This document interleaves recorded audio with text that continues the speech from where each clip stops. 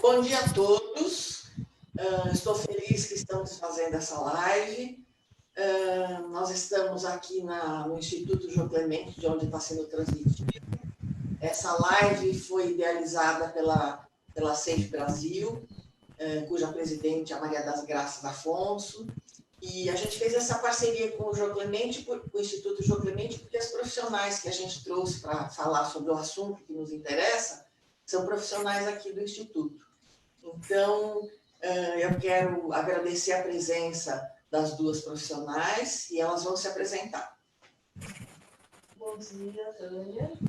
Bom dia a todos. Eu agradeço muito por essa live que está trazendo um tema extremamente importante para nós.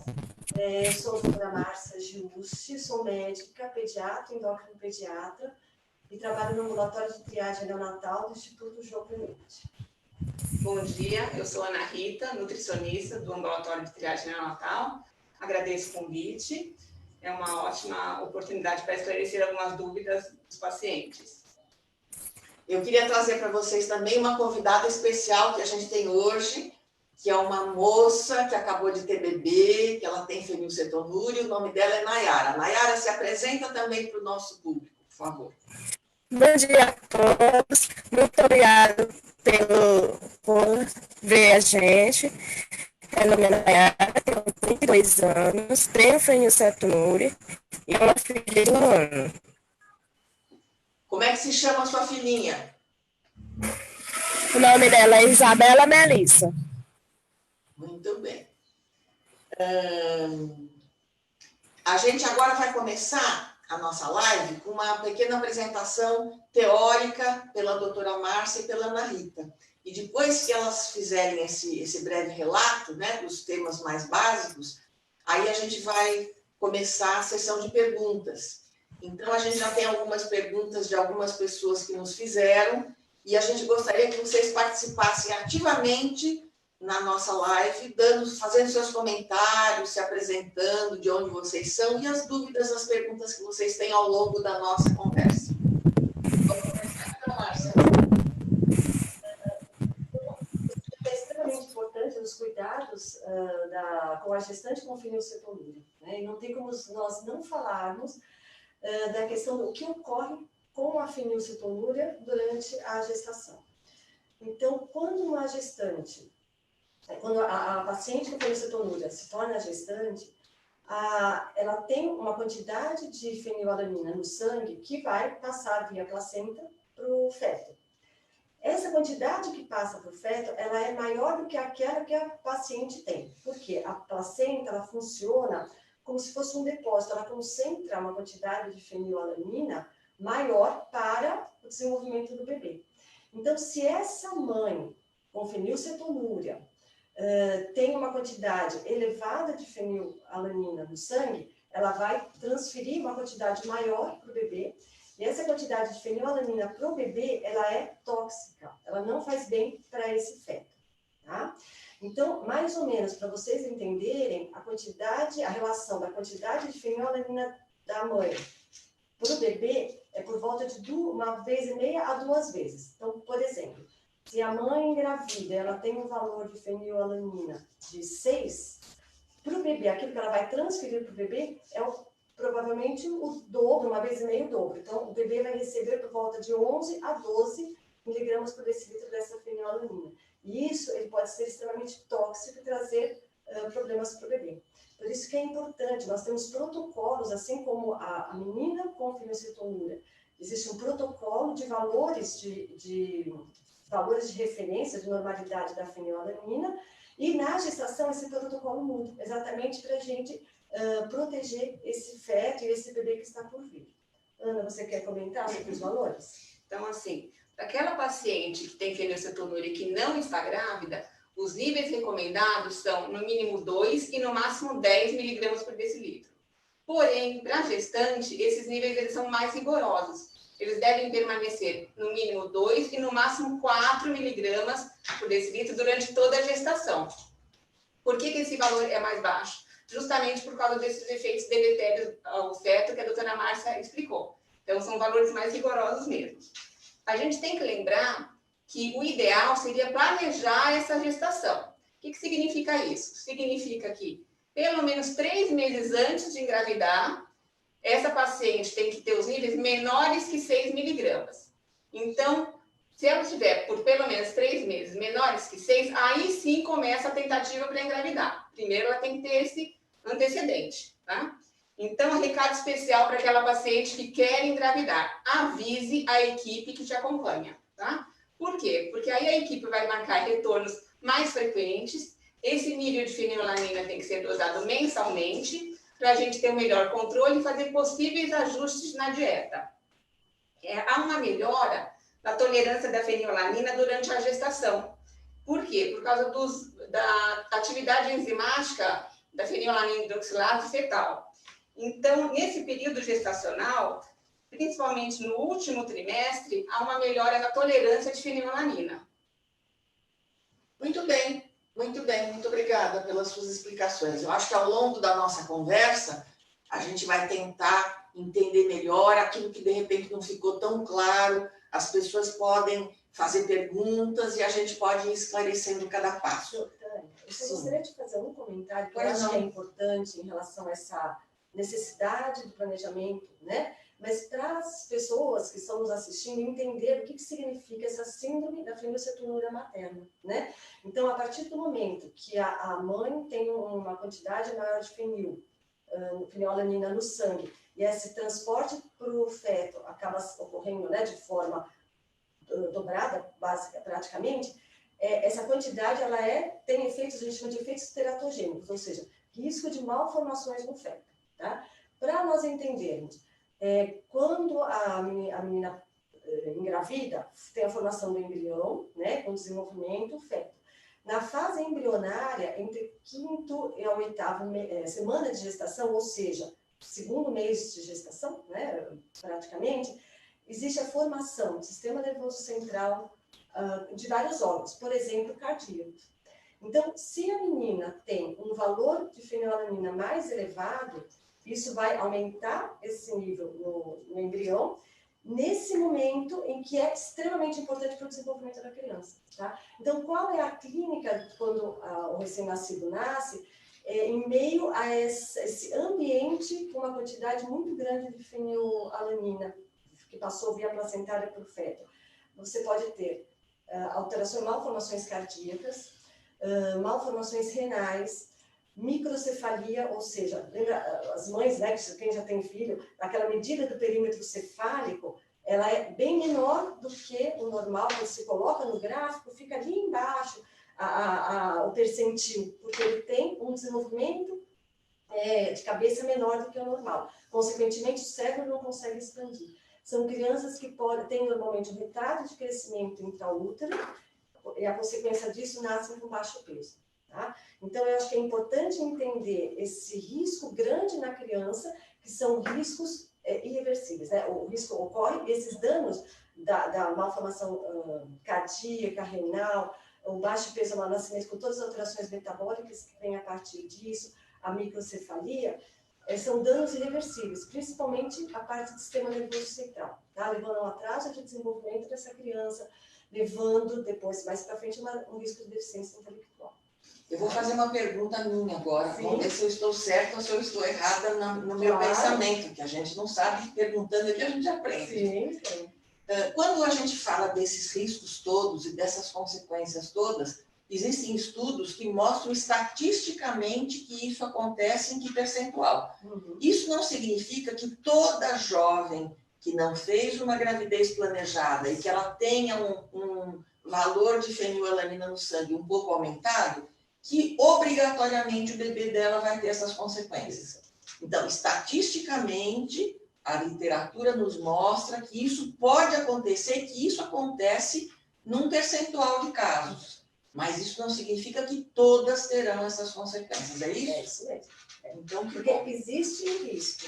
Sim. E tem vários fatores relacionados a isso. Então, tem, por exemplo, a classificação da fenilcetonúria, né, de leve, a forma clássica, os pacientes com hiperfenilanemia permanente. Então, depende muito do valor que essa paciente engravidou e como é que ela vai evoluir nessa gravidez. Tá? É claro que o que você falou está certo, são dados estatísticos e literatura, mas todo cuidado é pouco. Né? A prevenção que é o grande trabalho. A gente que trabalha em triagem há tanto tempo prevenção sempre. Então, eu sempre brinco com exemplos muito simples, né? Então, assim, quem fica em casa não vai ser atropelada. Na hora que você vai atravessar a rua, tem um risco de você ser atropelada.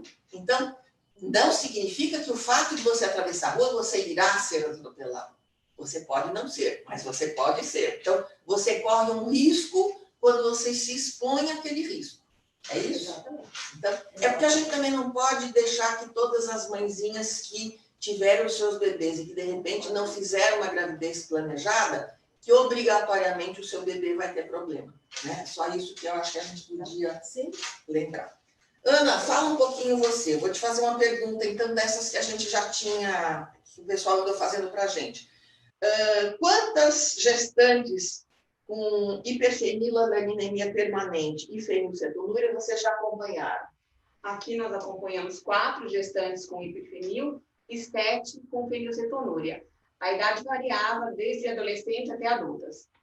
Muito legal. Então, vocês têm uma boa experiência. Porque as nossas meninas com fenil que foram detectadas, elas já estão moças, né? Já são adultas.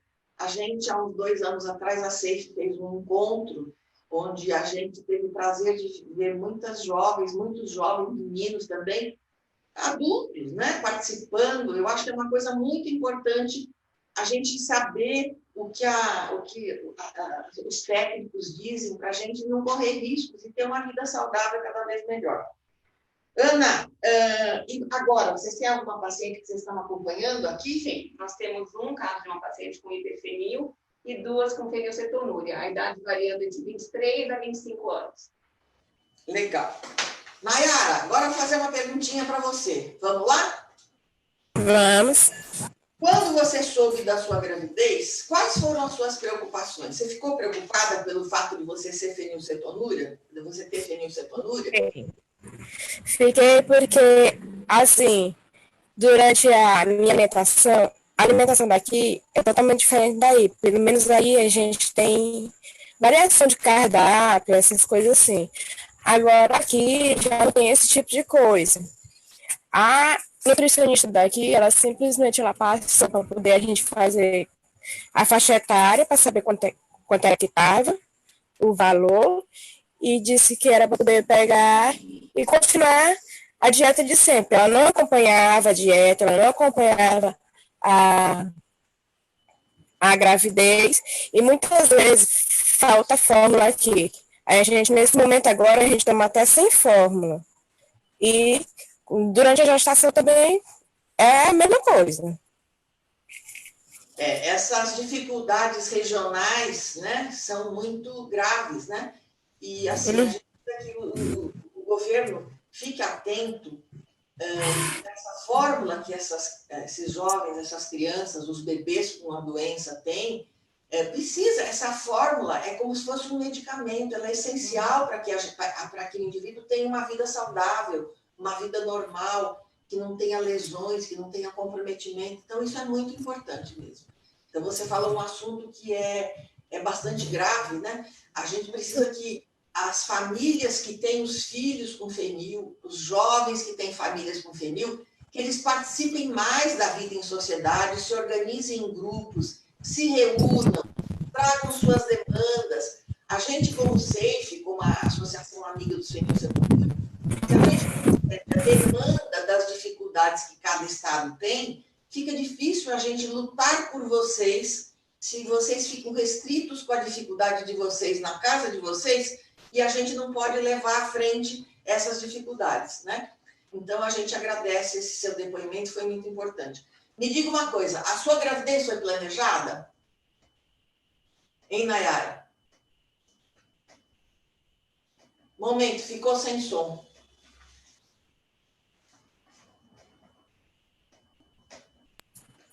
Foi e não foi.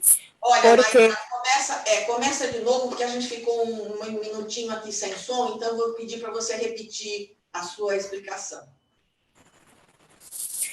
Ela foi e não foi a gravidez planejada, porque a gente Porque, assim, quando eu soube da minha gravidez, eu não seguia a dieta muito à risca, porque logo, porque eu já tinha falado com a nutricionista sobre essa questão. Só que ela nunca, assim, acompanhou mesmo, negócio de dieta, essas coisas assim. Nunca.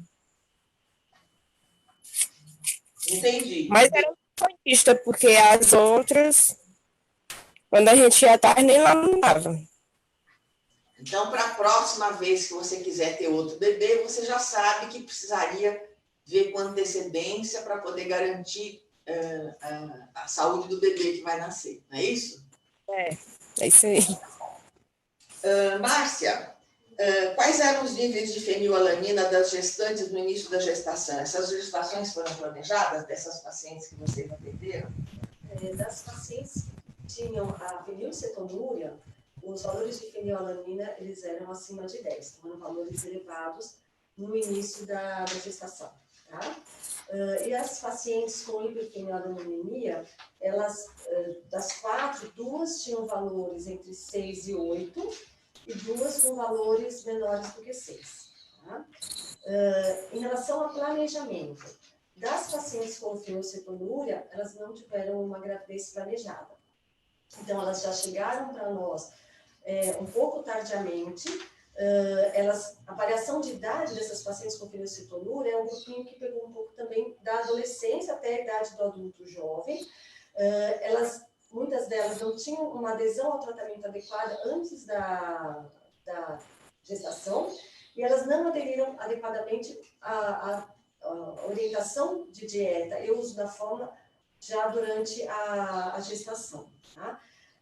Não apresentavam apoio familiar, também é importante, que eu acho que isso é importante em relação para todas as grávidas, né? Mas para essas pacientes, enfim, que têm que ser submetidas a uma dieta já é restritiva normalmente na gestação, essa dieta se torna um pouco mais restritiva e tem que ser seguida à risca, esse apoio é muito importante. Tá? Então, elas não foram planejadas e elas acabaram realmente tendo essa gravidez com um valor de fenil acima do que seria considerado adequado. E as pacientes com hiperfenilalanemia, 2 delas vieram com planejamento de gravidez. Então, elas vieram, nos avisaram, 3 meses antes elas vieram. Como elas têm hiperfenilalanemia, elas estão isentas de tratamento. Então, elas são submetidas ao tratamento. Seguiram à risca o que a nutricionista orientou em termos de dieta e uso da fórmula, 3 meses antes. Chegaram ao valor adequado de fenilalanina, engravidaram e mantiveram esse tratamento de forma muito adequada durante toda a gestação. Tá? Eram pacientes já por volta dos seus 25 anos e tinham uma apoio familiar aí bem, porque era uma gravidez desejada. E as 2 outras pacientes com hiperfenilalanemia, que tinham um valor entre 6 e 8, elas não planejaram a gravidez, mas elas fizeram o diagnóstico da gravidez de forma precoce e logo nos avisaram. Então, elas já vieram em busca, marcaram o retorno e já começaram o acompanhamento. Então, elas começaram a dieta e o uso da fórmula para fazer com que esses valores de fenilalanina chegassem aos valores considerados adequados para a gestação, de forma precoce. Tá? Então, isso é muito importante também. Né? A gente tem que pensar no planejamento, quando não é planejado, tentar correr atrás do tempo e vir diretamente dentro do serviço de referência para iniciar um tratamento adequado e esses níveis de fenil rapidamente diminuírem para os valores adequados para a gestação. E aí a gente consegue essa prevenção para a saúde do feto. Me diga uma coisa, esclarece novamente, para quem está esquecido, qual é a diferença entre a fenilcetonúria e a hiperfenilalanemia? A fenilcetonúria são os pacientes que apresentam valores de fenilalanina acima de 10. Então, nós temos a classificação de fenilalanina leve, fenilcetonúria leve, que apresenta valores entre 10 e 20. E acima de 20, a fenilcetonúria clássica. Esses pacientes eles têm que ser submetidos a tratamento. Então, ao uso da fórmula e a dieta restrita em fenilalanina. O uso da fórmula específica para fenilcetonúria, que é aquela fórmula isenta em fenilalanina. Os pacientes com hiperfenilalanemia, permanente é aquele paciente que fica entre o valor de 4 e 10, isso pode variar de serviço a serviço, tá? Por conta do próprio ensaio laboratorial. Então, por volta de entre 4, maior que 4 e menor que 10, e essas pacientes, elas não precisam ser submetidas a tratamento. Elas têm que ser mantidas em controle, mas sem ser submetidas a tratamento, porque esse valor menor de fenilalanina, que não é normal, mas é um valor intermediário, ele não vai trazer transtornos neurológicos para essa paciente, né? Então, ela não precisa ser submetida a tratamento, mas quando engravida, sim, ela precisa. Então, repetindo de uma maneira muito simplificada, sim. Você tem os pacientes que têm fenilcetonúria, que fazem tratamento e que fazem uso de dieta específica. E você tem os pacientes que têm um valor aumentado, maior do que o da população normal, porém, aquele valor aumentado não faz mal para aquele indivíduo. Então, ele não precisa fazer dieta. Porém, nos dois casos, tanto aqueles que têm fenilcetonúria, como aqueles que não fazem dieta, que têm hiperfenil, quando querem engravidar, ambos têm que fazer essa dieta restrita para o benefício do bebê que vai chegar. É isso? Isso mesmo. Então, isso é uma maneira bem feijão com arroz, bem pouco técnica, bem simplificada, mas para que todos entendam. Márcia, você tem alguma coisa mais para falar? Como é que foi a gestação dessas grávidas? Tá, em termos de evolução, eu vou falar dos bebezinhos aí que nasceram, né? Das mães com hiperfenilalanemia, os bebês nasceram bem, o peso de nascimento normal, não tiveram retardo de crescimento intraútero, ou seja, não tiveram nenhuma alteração na nutrição desse bebê, então eles nasceram com peso adequado. A triagem neonatal deles normal, então eles não tinham a fenilcetonúria, porque é algo também que a gente tem que pensar, porque é uma doença genética, né? E a evolução de desenvolvimento neurológico deles normal. Das pacientes com a fenilcetonúria, 3 delas tiveram bebês normais, com peso de nascimento normal, a triagem neonatal normal, não nasceram com fenilcetonúria, e eles estão naquele momento do desenvolvimento, assim como todos os bebês, mesmo das mães com hiperfenilalanemia, eles têm que manter o controle, né, na avaliação da puericultura como pediatra, essa avaliação do desenvolvimento neurológico, porque nem sempre você precisa, necessariamente, você tem um atraso logo que nasce, ou nos primeiros 2, 3 anos de vida, nos marcos, né, de desenvolvimento, mas você pode ter talvez uma dificuldade escolar, ou uma dificuldade na alfabetização. Então, esse acompanhamento ele é extremamente importante.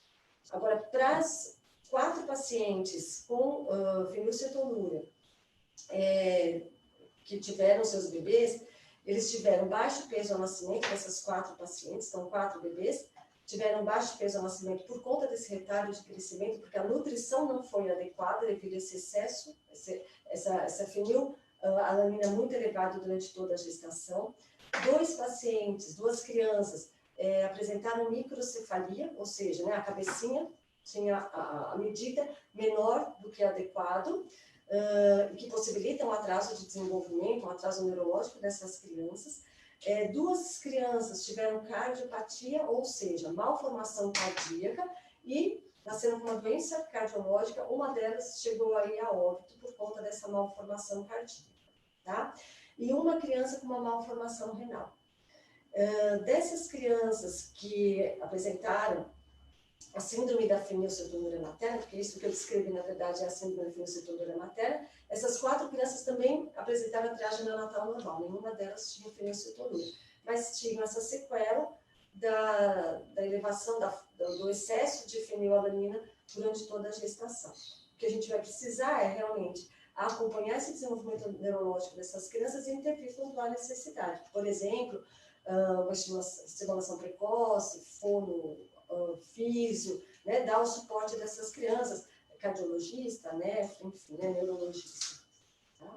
Muito obrigada pela explicação, é sempre muito importante. Deixa eu falar aqui do pessoal que está assistindo a gente, tem bastante gente respondendo.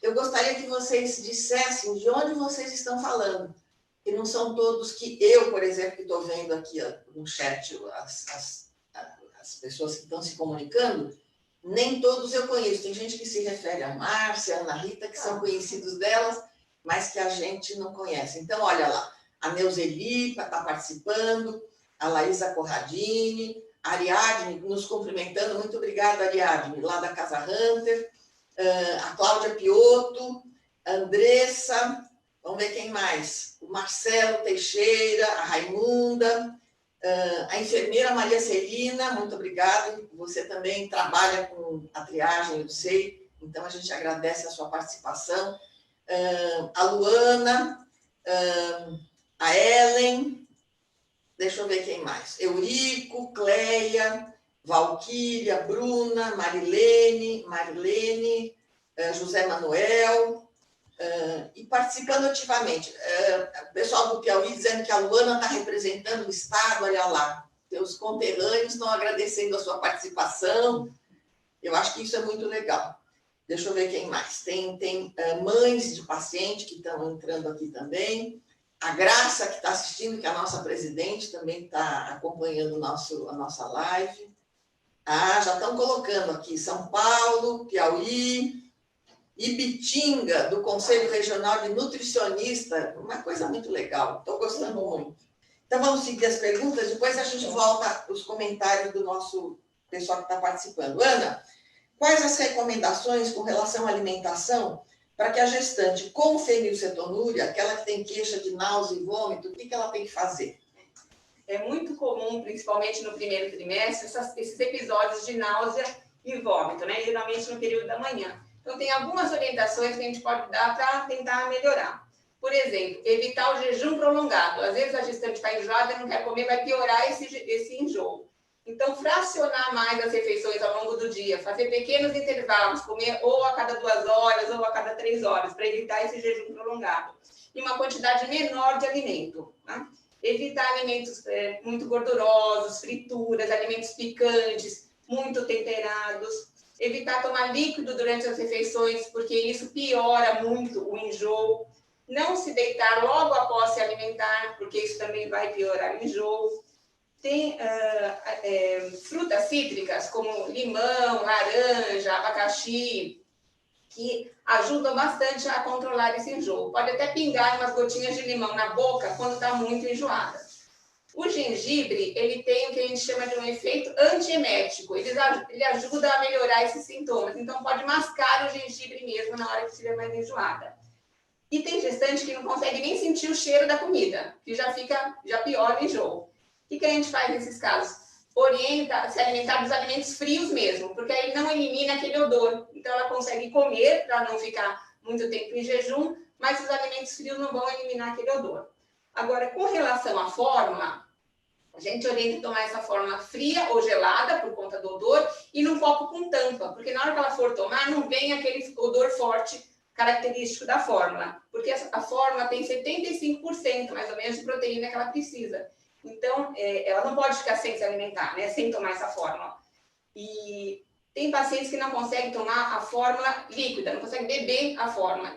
O que elas fazem? Muitas vezes colocar o pó, naquela quantidade que ela precisa ao longo do dia, em cima das frutas, aí, de preferência as frutas cítricas. Então, não tem assim uma regra rígida, né? Ela pode ingerir a fórmula da maneira que ela achar melhor, mas o importante é ingerir toda a fórmula ao longo do dia. Olha lá, Ana, eu acho que é importante as pessoas serem criativas. Sim. E cada um tem o seu paladar, e para cada um vai gostar mais de uma fruta do que da outra. Isso vai variar de paciente para paciente, né? São adaptações que cada um tem que descobrir qual o seu melhor jeito para fazer aquilo que é o mais recomendado, né? É isso mesmo. Ana, tem diferença entre a recomendação nutricional para grávida sem fenil ou com hiperfenilalaninemia permanente e fenilcetonúria? Então, para a gestante hiperfenil ou com fenilcetonúria, a recomendação é a mesma, né? A gente segue uma recomendação nutricional específica para essas gestantes, que leva em consideração a quantidade de proteína, de tirosina e de fenilalanina para cada trimestre que ela se encontre, de acordo com a faixa etária da paciente. Com relação à quantidade de calorias, vitaminas e minerais, é a mesma para todos, seja ela hiperfenil, com fenilcetonúria ou sem fenilcetonúria, não há diferença. A diferença é na quantidade da proteína. Então, para aquela gestante, seja ela hiperfenil ou com fenilcetonúria, a recomendação proteica é maior. Por quê? Porque grande parte da proteína que ela vai receber vem da forma metabólica. E essas proteínas, imagina um colar de pérola, o colar é a proteína, cada bolinha, cada pérolazinha é um aminoácido. Então, na fórmula, a gente tem aminoácidos que eles são sintéticos. E esses aminoácidos acabam tendo uma absorção mais rápida do que uma proteína de origem alimentar, do que um aminoácido que vem do alimento. E é uma possível diminuição na sua eficácia da absorção a nível do intestino. Então, por conta disso, ela precisa ter uma recomendação proteica maior do que uma gestante que não tenha a fenilcetonúria. Além disso, a gente tem que também sempre monitorar os níveis de fenilalanina e de tirosina durante toda essa gestação. Então, até o controle é um controle laboratorial específico para quando a nossa fenilcetonúria tá durante a gravidez dela, né? Então, tudo isso é importante. Ana, e em relação ao ganho de peso, tem alguma diferença entre as grávidas? Eu acho que cortou um pedaço da minha pergunta. A hiperfenil, a fenilcetonúria e a sem fenilcetonúria. Isso. Não tem diferença nenhuma, tá? Há uma recomendação do Ministério da Saúde que ele leva em consideração, uma recomendação com relação ao ganho de peso, né, dessa gestante, que ela leva em recomendação o estado nutricional da paciente. Então, por exemplo, se ela tem um baixo peso, se ela tem um sobrepeso, ou se é obesa, ou se o peso está normal, né, que a gente chama de eutrofia. Então, o que vai ser considerado é o estado nutricional daquela gestante. O fato dela ter hiperfenil ou fenilcetonúria não vai fazer com que ela ganhe mais peso nessa gestação. Muito bem. Gente, o pessoal agora está dizendo de onde está falando. Tem gente do Rio Grande do Sul, de Guarulhos, deixa eu ver de onde mais. São Paulo, tem de vários lugares. General Salgado, olha lá. A Miss Lene. O pessoal está gostando. Deixa eu ver. A Bruna, não sei se ela é sua amiga. Ela disse que você está linda nessa live, viu? Também a sua graça. Deixa eu ver quem mais que está falando aqui. Olha lá, Tatiane Pinheiro está falando que adora a Márcia. E ela é a médica da criança dela. A mãe da Priscila Pardini, que é a Andréia. O pessoal que a gente conhece aqui, a Gisele, Yuri.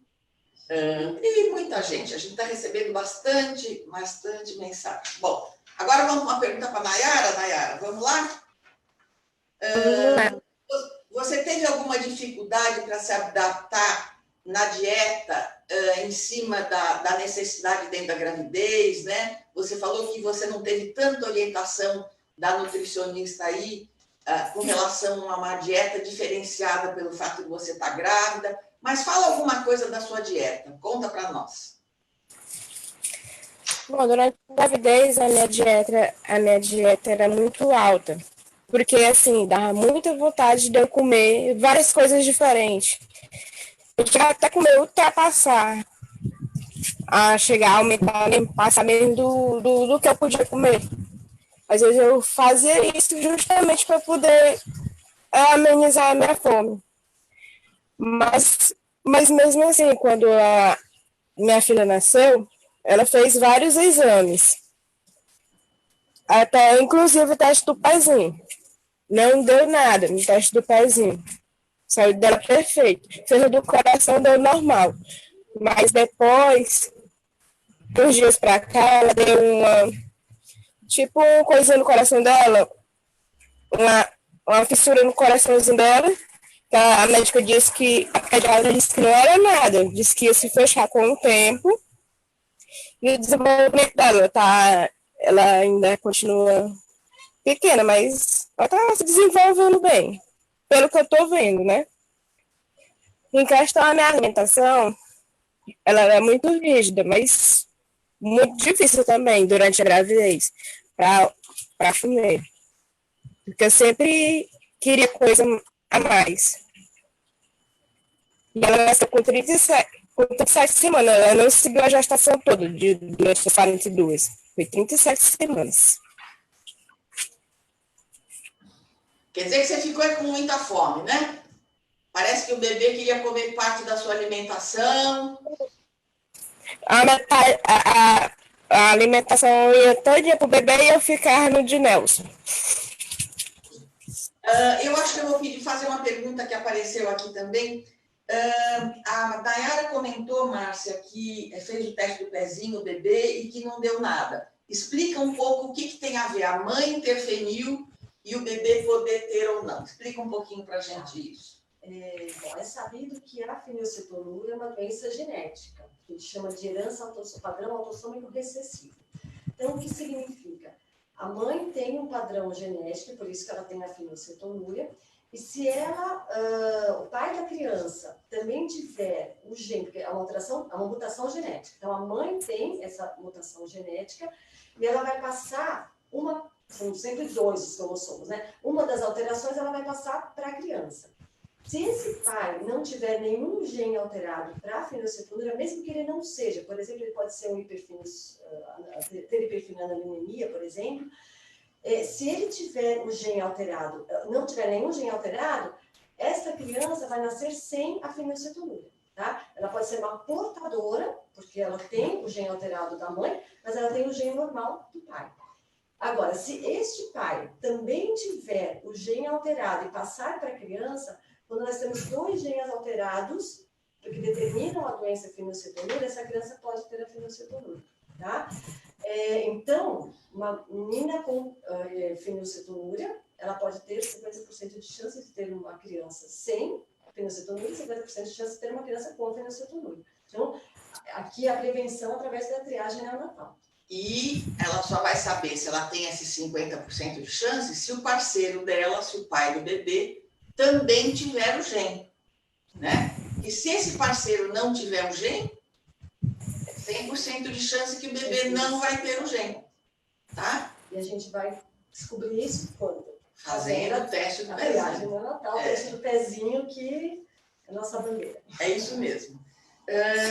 Eu vou fazer uma pergunta aqui para a Ana. A Valéria Parim, ela perguntou, ela disse assim que... Parise, desculpa. Ela falou que talvez já tenha falado, mas ela está pedindo para você repetir, se a menina, né, com fenilcetonúria, durante a gestação, ela precisa ter um aporte proteico maior, se você tem que aumentar a quantidade de fórmula, ela quer saber isso. Ela pediu para você, mesmo que você já tenha falado, para você repetir e reforçar isso. Nesse período gestacional, tem sim um aumento da recomendação de proteína, né? Existe uma recomendação específica, então a fórmula que ela está tomando antes de engravidar vai ser modificada a partir do momento que ela está gestante. Tem uma recomendação específica que vai variar também de acordo com o trimestre da paciente, da gestação, e de acordo com a idade. Muito bem. A Lucilene, que é a mãe da Nayara, está agradecendo a participação da filha, né? Mas olha, sabe, a mãe que cria bem a filha tem uma filha que pode nos dar essa ajuda de compartilhar suas experiências e sensibilizar as outras jovens que têm fenilcetonúria a fazerem tudo bonitinho, direitinho, como ela gostaria até de ter feito na época, né? E com apoio do Estado, porque tem que ter fórmula, tudo isso é importante. Como a própria Ana vamos fazer sem a fórmula. Como a própria Ana falou agora, se você vai ter que ter mais fórmula, como é que você fica se o Estado está sem fórmula? É muito difícil. Então, é mais um bebê que, apesar de não ter a doença, pode ficar com prejuízo por causa disso, né? Márcia, eu acho que eu vou perguntar para você uma coisa que o pessoal sabe que existe, alguns sabem, alguns nem sabem muito bem. A gente teve um protocolo clínico novo que saiu, né, mais recentemente, acho que ano passado, né, que ele colocou a possibilidade do uso de uma medicação específica para fenilcetonúria. Você quer falar um pouquinho sobre isso? Então, esse protocolo clínico, ele saiu ano passado, e a proposta é o uso de uma medicação chamada sapropterina como coadjuvante no tratamento das pacientes em planejamento de gestação e na gestação, tá? Eu só vou voltar um pouquinho para explicar qual que é a ação dessa medicação, para que ela serve, né? Essa medicação, a sapropterina, nada mais é que é uma formulação de indústria, né, farmacêutica, do cofator que trabalha para auxiliar nessa enzima. Então, vamos voltar lá para trás, vou tentar explicar de forma simples. A paciente que tem fenilcetonúria, ou seja, a doença fenilcetonúria, ela ocorre por uma mutação genética, por um defeito no gene, que determina a produção dessa enzima. Então, nós temos a fenilalanina, que vem da alimentação, e ela vai ser transformada em tirosina no fígado. Estou falando de uma forma bem simples.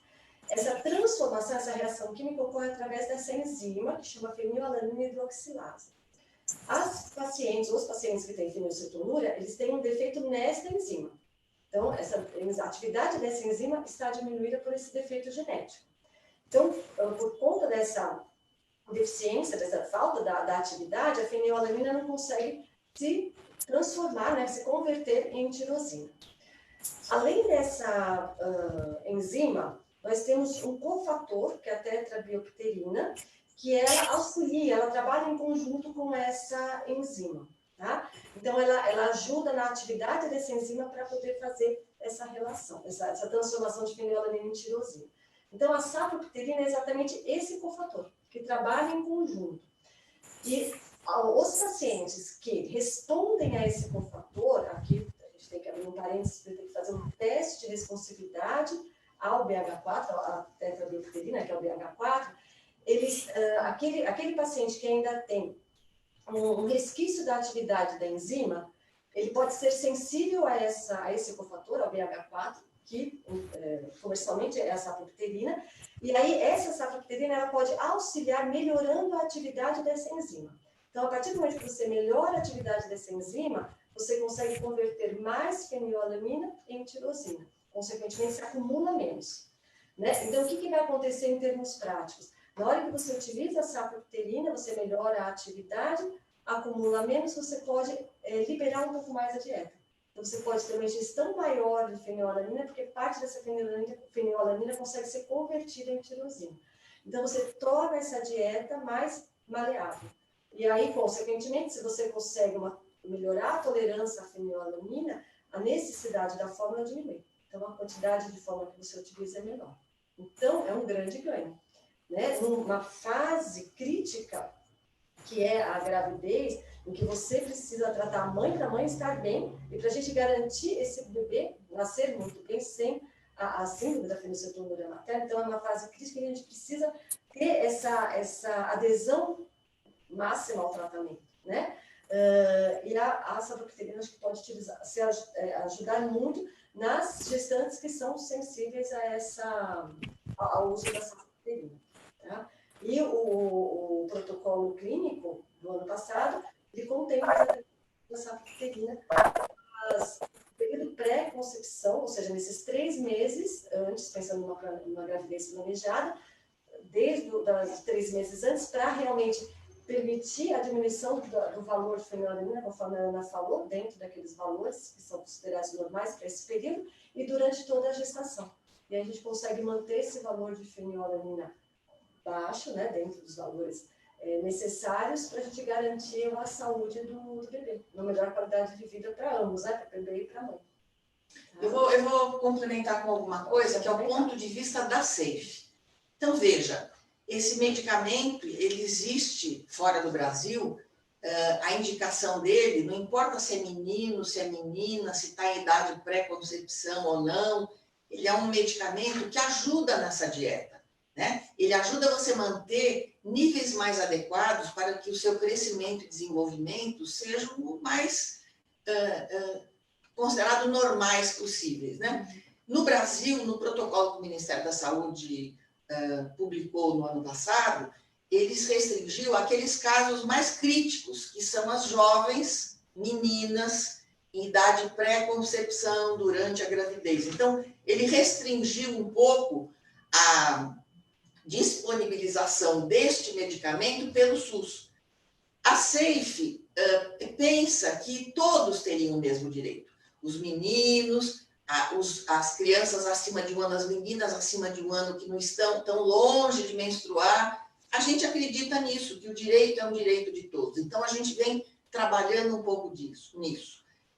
A gente também fez um projeto para ajudar a que essas famílias possam ter acesso a saber se seu filho ou a sua filha tem a mutação que permite que ele seja responsivo ao medicamento, porque não é todo paciente com fenilcetonúria que vai ser responsivo, depende da mutação que ele tem. Então, a gente fez um projeto junto com o Instituto de Genética aqui de São Paulo, que é o IGEIM, para a gente poder oferecer a essas famílias saberem se seu filho é responsivo ou não. Então, assim, a gente focou esse trabalho, essa pesquisa para os pacientes daqui de São Paulo, mas a gente sabe que em alguns outros estados também isso tem sido levado à frente, de ter um apoio para saber se o bebê, se a criança, se o menino, se a menina seria responsivo. Para a gente trabalhar junto na defesa do que a gente acredita que seja um direito de todos, que é o acesso a esse medicamento. E da mesma forma, a gente tem que ficar atento que outros medicamentos estão surgindo. Fora do Brasil existem outros medicamentos. Na medida que isso chegar no Brasil e o medicamento for aprovado pelo governo como um medicamento que pode ser disponibilizado, né, que é a Anvisa que faz esse trabalho, na medida que a Anvisa aprovar o medicamento, que a gente possa oferecer para os pacientes para melhor qualidade de vida deles. Então, é o que eu queria complementar. Se vocês quiserem escrever para a gente no e-mail da SAFE, de onde vocês são, a gente pode tentar fazer esse meio de campo para tentar ver no seu estado quem está fazendo, como é que você pode saber se o seu filho, a sua filha é responsivo ou não. A gente pode tentar ajudar nisso também. Muito bem. Você já falou, então, do PCDT, né, para uso desse medicamento. Além dos exames solicitados pelo médico que acompanha o pré-natal, você tem algum outro exame específico? A Ana até comentou da tirosina. Esclarece um pouquinho melhor isso para a gente, então, Márcia. Então, existem algumas medicações, alguns exames que são solicitados além do pré-natal, que é a fenilalanina e a tirosina, porque a necessidade na gestação, ela muda, né? Então, a gente precisa saber os níveis de tirosina, apesar da fórmula de aminoácidos, que é isenta em fenilalanina, ela ter a tirosina ali, lógico que esse é o grande objetivo da fórmula, ela pode não ser adequada para aquele paciente. Por isso que todo o tratamento, o tratamento dietético é individualizado, né? Então, se houver ainda, por exemplo, uma tirosina um pouco mais baixa, a gente tem que fazer a suplementação, além da tirosina já utilizada na fórmula. Então, além da fenilalanina, da tirosina, vitamina B12, selênio, que são duas substâncias ricas em alimentos de origem animal. E como a dieta ela é restrita, né, muitas vezes você também precisa fazer a suplementação. Também existe na fórmula, né, o selênio, vitamina B12, mas muitas vezes essa suplementação pela fórmula não é o suficiente. Então, a gente também tem que fazer a avaliação. Então, a feniltirosina, por exemplo, é no primeiro trimestre, depois a gente repete no terceiro.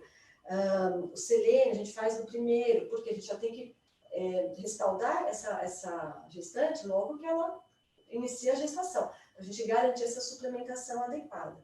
Proteínas totais e frações, que já é um exame conhecido delas, né? Anualmente é solicitado, às vezes até num tempo menor, a gente continua fazendo esse exame de forma regrada por conta da parte nutricional. Função tiroidiana também, que é extremamente importante. Logo no início do tratamento, da gestação, primeiro trimestre, com repetição no segundo e terceiro, se possível. Só uma observação, durante esse período gestacional, os níveis de fenilalanina eles são dosados toda semana. Então, toda semana passa em consulta e toda semana dosa esse nível de fenilalanina. Muito bem. A gente tem uma pergunta aqui sobre fórmula. Deixa eu ver que a pergunta saiu aqui, eu preciso procurar ela de novo.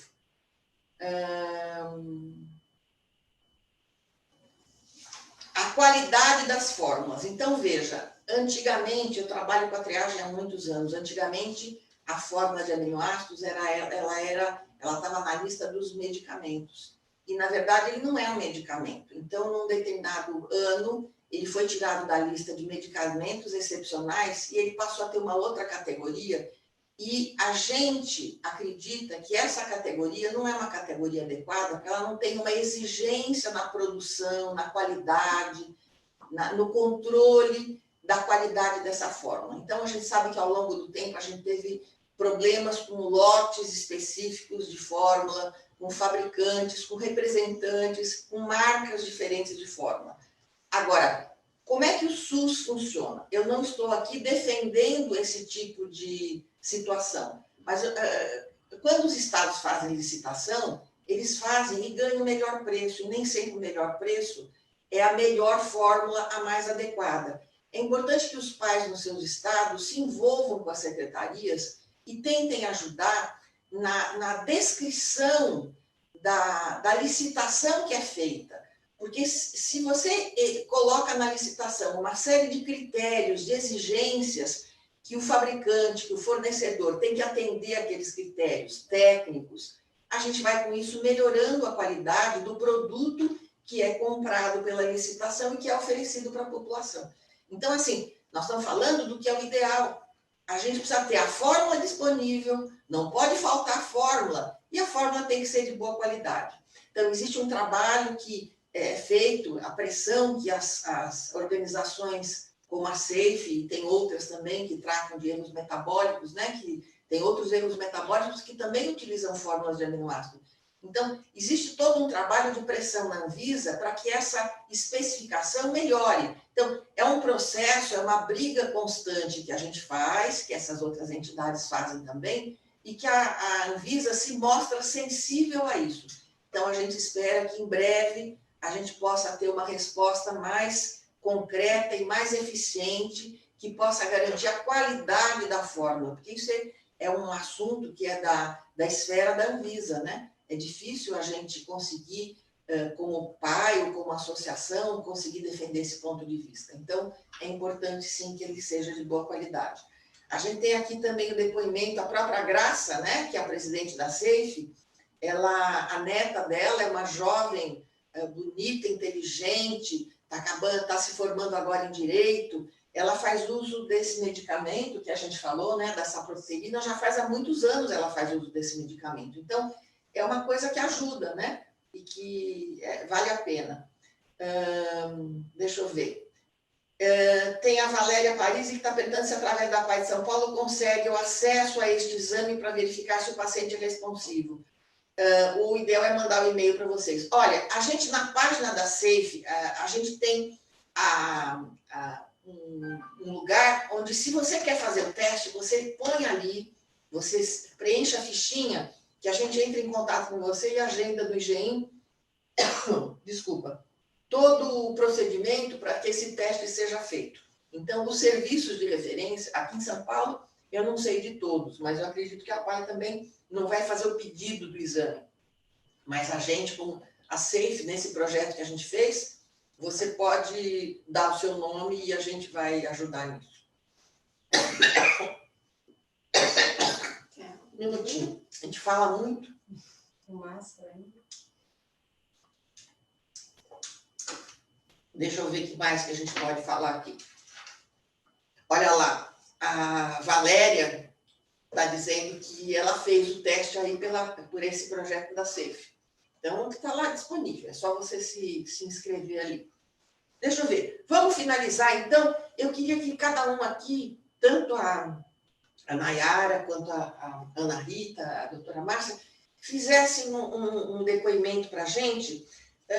Qual é a mensagem que vocês têm para este assunto que a gente está tratando hoje? Para essas gestantes, para essas meninas que querem engravidar, para essas meninas que já engravidaram, para essas meninas todas que querem ter esse bebê. Qual é a recomendação que vocês fazem? Vamos começar pela Nayara. Nayara, o que você quer sugerir, o que você quer recomendar para essas jovens que têm fenilcetonúria e que querem ter o seu bebê? Qual é o seu conselho? Bom, que avise antes, primeiro, o pessoal da saúde, tratando a pessoa, que siga direto, que amenize mais o valor e que elas vão conseguir ter uma gestação muito melhor. Muito bem, Nayara. Márcia, quer falar você? Vamos lá. Assim, o que eu gostaria de falar com as meninas que já são mães, ou pretendem ser mães, ou às vezes nem pensam ainda, mas que talvez vá acontecer na vida, né? Primeiro, o ideal, a gestação planejada, tá? Gestação planejada, 3 meses antes, é buscar um serviço de referência para poder trabalhar sobre valores de fenilalanina, como fazer o uso da fórmula e a modificação da dieta. A gente sabe que esse é o ideal, mas nem sempre é o que acontece. Então, a gestação nem sempre é planejada, mas assim como eu mostrei um pouco da experiência de algumas pacientes nossas, que assim que souberam da gestação, já nos avisaram, já passaram em consulta e começaram a fazer toda essa orientação de dieta e uso da fórmula muito precocemente na gestação, tiveram resultados muito bons em relação aos bebês que nasceram, tá? Então, sabendo da gestação, procurar o seu serviço de referência, a equipe, para já iniciar. O ideal é planejar, se não der, tentar fazer isso o máximo possível. Para isso, nós que trabalhamos em triagem neonatal, a prevenção já está desde a hora que nasce. Então, nós que somos da equipe de um serviço de referência, que estamos lidando com os pacientes, essa orientação é desde o momento que nasce. Então, a família dessa menina, ela tem que estar consciente desse risco. Lógico, no momento oportuno, durante a evolução desse acompanhamento do serviço, tá? Porque se a família está ciente, essa paciente, ela vai crescer já num ambiente ciente disso, para que realmente tente ou planejar a gravidez, ou saber da importância de, a partir do momento que sabe da gestação, iniciar um tratamento.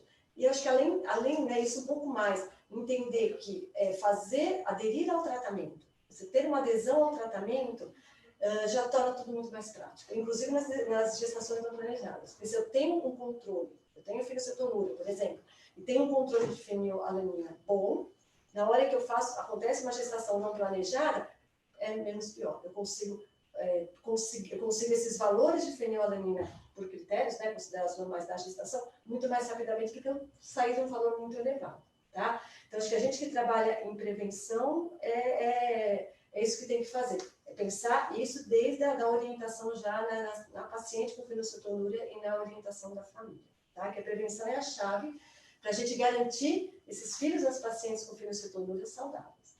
Ou seja, ou hiperfenil também. Ou seja, ficar atento a vida inteira. Exato. A gente tem que entender que cada um tem uma característica. Tem uma pessoa que é mais alérgica, tem uma pessoa que tem um problema respiratório desde que nasceu. A gente tem que saber quais são as nossas qualidades e quais são as nossas fraquezas. Em cima disso, a gente tem que se adaptar para ter uma qualidade de vida cada vez melhor. Ou seja, nasceu com fenilcetonúria, tem que fazer a sua dieta a vida inteira, tem que fazer o seu controle a vida inteira para ter uma vida saudável e poder, se for engravidar, já começar num ponto de partida mais favorável. E você, Ana Rita, o que você tem de conselho para essas meninas? Eu vou falar um pouco da parte prática, né? O que a gente viu nessas pacientes? Nenhuma delas realmente, estou falando das fenilcetonúricas, nenhuma delas planejou a gestação. Só que teve paciente que avisou a gente logo no início. Então, assim que ela soube, por exemplo, tem uma paciente que ela avisou na 3ª semana gestacional. Ela tinha níveis altos de fenil, maiores que 10, haviam transgressões na dieta. Porém, quando ela soube do diagnóstico, ela já nos procurou, nós já antecipamos a consulta e ela aderiu muito bem ao tratamento nesse período. Então, ela fez níveis entre 2 e 4. A partir do momento que ela soube da gestação, ela morava longe, tinha que vir aqui toda semana, é cansativo, né? Mas ela aderiu muito bem, as transgressões cessaram e ela conseguiu evoluir muito bem durante toda a gestação. O bebê nasceu sem nenhum problema, o teste de pezinho normal, não nasceu com fenilcetonúria e o peso adequado. Porém, teve paciente que só nos avisou quando ela estava na 17ª semana gestacional. Então, todo aquele primeiro trimestre, que é tão importante, como a doutora Márcia falou, passou com níveis elevados de fenil. Então, quando esse bebê nasceu, ele teve sequelas muito graves. E essas sequelas são irreversíveis. Então, o principal é, assim que souber do diagnóstico, mesmo que não seja uma gestação planejada, avisar a equipe, entrar em contato para o mais rápido possível iniciar o tratamento. Porque o que a gente vê na prática é que, mesmo que não foi uma gestação planejada, mas começou logo no início e os níveis foram adequados, as sequelas para o bebê, de repente, nem acontecem. Agora, Se deixar para, eu estou grávida e minha consulta é só daqui 2 meses. Quando eu for na consulta, eu falo. Liga antes, a gente já antecipa e já vai fazendo esse acompanhamento, para prevenir justamente esses efeitos e garantir uma melhor qualidade de vida, tanto para o bebê como para a mãe. A gente tem uma pergunta aqui, muito obrigada pelo depoimento, então vocês têm que ficar atentos a tudo isso que foi dito aqui. Atenção, meninas, não se esqueçam da nossa live. A nossa live vai ficar no ar no Facebook, daqui a pouco a gravação ela entra, não sei se já entrou, eu não entendo muito dessa parte técnica, mas vocês vão ter acesso. A gente tem algumas perguntas que foram feitas aqui, a gente vai procurar responder todas, tanto a área técnica vai responder, quanto essa questão mesmo do projeto, né, do diagnóstico, para saber se as crianças são responsivas, a gente vai responder, mas eu vou responder uma em particular, que é da Carolina Fernandes, que ela pergunta se a gente tem previsão de quando as pessoas terão acesso ao medicamento para quem já foi responsiva. Então, veja, esse projeto que a gente fez, ele tem algumas etapas. Primeiro, a gente vai ver quem tem vontade de saber se seu filho é responsivo ou não. A segunda etapa é a gente ter esse grupo de pacientes, e a gente pretendia fazer uma reunião com esses pais para explicar quais são os próximos passos, porque os próximos passos são passos jurídicos, né? Então, a gente, SAFE, até para poder representá-los numa ação pedindo a disponibilização desse medicamento, a gente precisa de uma autorização de vocês, a gente precisa de uma, como é que se chama? Uma procuração de vocês. Então, a gente está, nesse momento, em função da pandemia, isso atrapalhou bastante da gente não poder fazer essa reunião. Mas a gente está vendo como é que a gente pode fazer isso à distância para a gente encaminhar esse pedido e para a gente torcer para ter sucesso com ele. Eu acredito que se a gente conseguir, com esse grupo que a gente já tem, se a gente conseguir uma possibilidade de fornecimento desse medicamento, né, da tetrabilterina, aí a partir dessa decisão, outros que não fizeram o teste ainda, fazendo o teste, dando responsivo, mesmo não estando dentro desse grupo que vai fazer essa ação, eles vão poder ter o direito, que já existe um precedente. Então, a gente não consegue precisar quando isso vai acontecer. A gente está discutindo essa questão de fazer à distância exatamente nesse mês, a gente está discutindo isso. Então, as pessoas que participaram, que tiveram o seu teste positivo, a gente breve, nas próximas semanas, a gente deve entrar em contato, mandar o formulário, explicar tudo direitinho para a gente dar sequência a isso. Eu queria agradecer a participação de todos, eu acho que foi muito bom, as nossas profissionais especialistas que trabalham com muito tempo, a Nayara, a sua participação foi muito importante, não adianta a gente falar só de coisas teóricas, a gente quer que as pessoas vejam que isso é fato, que isso acontece e que pode ser cada vez melhor para cada menina que daqui para frente vai engravidar. Então, eu agradeço. Muito obrigada também a vocês todos. Olha, foi ótima a sua participação, viu? Eu tenho certeza que vai sensibilizar muitas meninas de verem como você vai cuidar da sua bebê, da Isabela, né? Isabela. Isso, vai crescer forte, bonita, que nem a mãe, tá bom? Muito Tá obrigada bom. a todos. Muito obrigada. Obrigada. A gente se despede aqui. Um abraço. Abraço.